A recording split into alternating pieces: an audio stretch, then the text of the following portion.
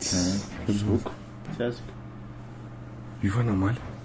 ano hoe Za zao manao régime fa ohatry afaka miaraka misakafo ty. aza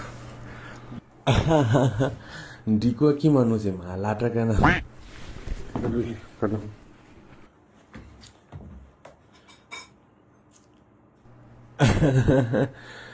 mety foana zay fanapaky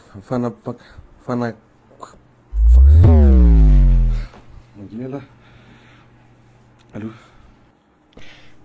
kevitsy tsy maintsy mimery tagnalika raha mitoro hevitra aloha raha ohatra hoe tsy mampanina ny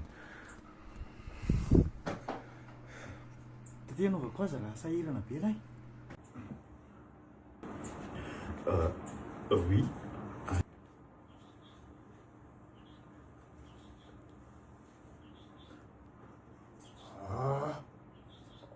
bebe nana mandray fa le